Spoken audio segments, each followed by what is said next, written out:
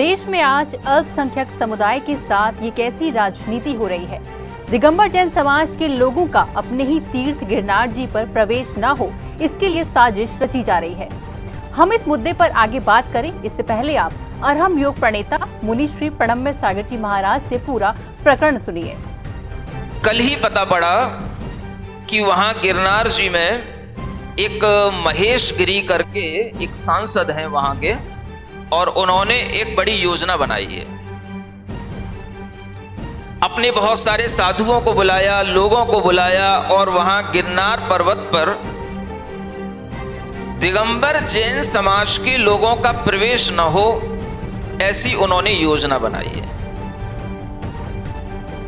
पिछले दिनों में कुछ घटना हुई, और उस घटनाक्रम में जो जैन लोगों ने उत्साह के साथ वहां पर जो नारे लगाए, माने बहुत अपराध कर दिया। अपने तीर्थंकर की भूमि पर पहुंचकर वहां पर नारे लगाना बड़ा अपराध की बात है। उनका अपराध दर्ज कराया गया।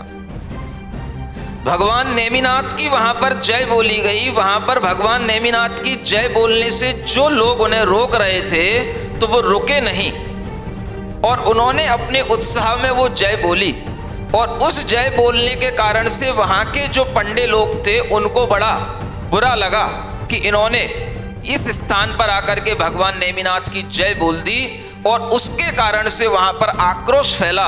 और उस आक्रोश के कारण से जबरदस्ती जैन समाज के लोगों पर वह एफआईआर दर्ज कराई गई, और वो कल एफआईआर दर्ज हो ही गई। गुजरात में एक साधु के भेष में अपराधी प्रवृत्ति धारण किए महंत महेश गिरी ने जैन समुदाय के लोगों का सिर धड़ से अलग करने की बात कर समाज में भूचाल ला दिया है। बाकी एक नागो बावो, खाली एक ज नागो बावो निकलो ने, ये धड़ पड़ी जाए ने तो गुरु शिखरे पर पहुंचीने बधु सफायो करतो जासे हो। 28 अक्टूबर को शरद पूर्णिमा के दिन सनातन धर्म के हजारों साधु संत गिरनार स्थित भारतीय आश्रम में एकत्र हुए, जिसमें भाजपा के पूर्व सांसद और अब जूनागढ़ पीठ के पीठाधीश महंत महेश गिरी ने हिंसा भड़काने का काम किया। अरहम योग प्रणेता मुनि श्री प्रणम्य सागर जी महाराज ने महंत महेश गिरी के इस कायरतापूर्ण कृत्य का जवाब दिया और कहा कि दादागिरी अच्छी बात नहीं है। जहां पर लोकतंत्र है और उस लोकतंत्र में अगर इस तरह की दादागिरी होती है तो ये दादागिरी अच्छी बात नहीं। महेश गिरी की ये दादागिरी अच्छी बात नहीं है। मुनिश्री ने महंत को जवाब देते हुए कहा कि तुम्हारी तलवारें कम पड़ जाएंगी, लेकिन धड़ कम नहीं पड़ेंगे।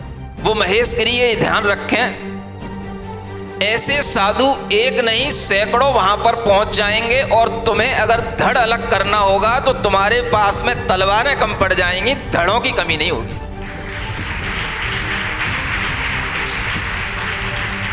ये बात महेश गिरी तक पहुंचा देना।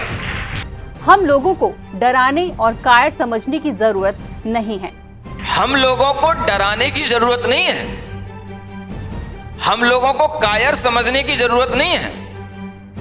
आप अगर धड़ काटना जानते हो तो हम आपको धड़ काटने के बावजूद भी क्षमा करना जानते हैं, और आपके ही हाथों से अपना धड़ कटवाने को भी तैयार रहेंगे, और आपको क्षमा करेंगे, आपको आशीर्वाद देंगे कि हे भगवान इन्हें नरक में जाने से बचा लेना।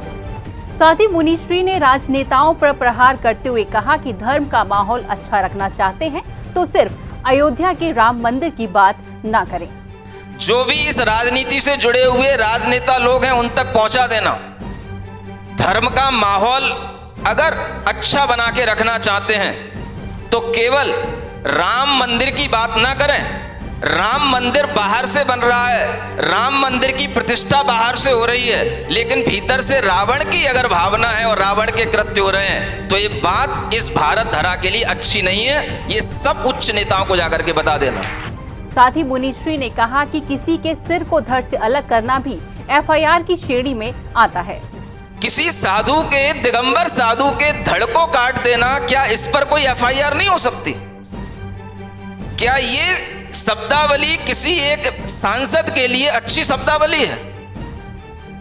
हम किसी के लिए कोई मानहानि के लिए दावा ठोक देते हैं। अगर राहुल ने मोदी के बारे में कह दिया था कुछ तो राहुल को चक्कर लगाने पड़ गए, दुनिया के, ये मानहानि हो गई। और इधर एक जो साधु, दिगंबर साधु, समाज की, देश की धरोहर है, जो श्रमण संस्कृति अनादि काल से चली आई है, उस श्रमण संस्कृति की हत्या करने का जहां पर भाव किया गया, उसके ऊपर कोई एफआईआर दर्ज नहीं होगी इस संसार में।